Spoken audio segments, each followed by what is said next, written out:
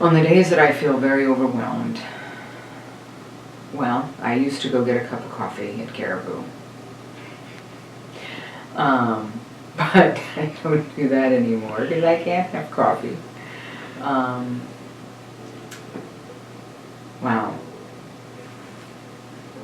Sometimes I kind of go a little inward, and I do busy work. Sometimes I do things that I know that were on my list to do eventually. And sometimes I'll just go and do those things so I can be quiet and not respond out of anger or thoughts that I'm having. So,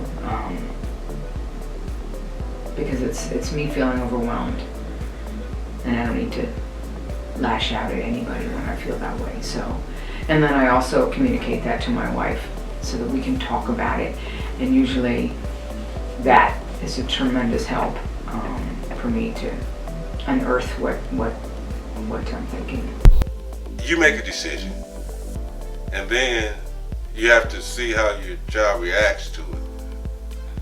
And if the reaction isn't exactly what you think it should be, then maybe you should do something else. Now, when you're young, you only know one thing. And that's the difference. That's why I say you kind of grow as a parent. The oldest one doesn't get the best of you. The youngest one does. I cry, sometimes in front of them. I get really quiet and I let them know. I said, you know what? I can't tell you right now. And I tell them, I'm going up in my room and I'm closing the door. And that's it. Because they need to know that I'm not some robot. And when I'm overwhelmed, I let everybody know. I let my wife know. I let the kids know. I can't tell you right now.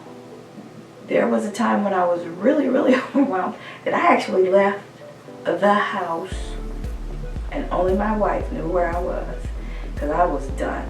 I was like, oh, okay, yeah, no, I can't take it right now. And I need to go. It was me and my Bible. And I went and I was like, okay, God, you gotta help us sister out because it's rough right now. And I acknowledge it. When I'm overwhelmed, I acknowledge it. I'm not gonna try to walk, oh, I'm okay. No, I'm not okay. And I need to let myself know that so I can be okay. And I think we do parents a disservice by telling them that they need to know everything, they need to do everything, and that they need to pretend like they're always okay. I'm not always okay. So that's what I did. When I come back, I give my family information on why I was overwhelmed, what happened, and so that they don't feel like they gotta walk on eggshells around me, but just letting them know this is where I was. I'm cool. I'm cool now, but this is where I was and this is what led up to it. And it's usually something, when I get overwhelmed, it's usually because I didn't take those little breaks during the days and it just piled up.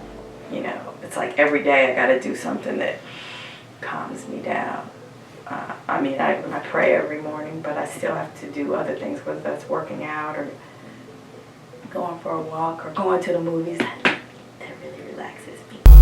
Gosh, what I do when I'm overwhelmed with fatherhood's involved, I think that's why I think having a partner there is really important too, is to make sure that you can be there for the other person, they're there for you, that you can pass them off as well.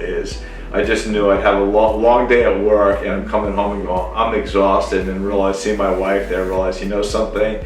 It was easy being at work today, no matter how obnoxious or how difficult it was it was still the easier task, interacting with adults and that kind of thing. And I think it's it's that kind of thing as well too, is even just taking a half an hour and letting the other person take a nap, or doing something with the kids, or hiring a babysitter, and making, I think that's one thing too, is making the plans to go out with the other person. Maybe too, I think that's I used to wonder, remember there's somebody in my family, my grandmother's family, and her brother and sister got divorced after being married for 55 years.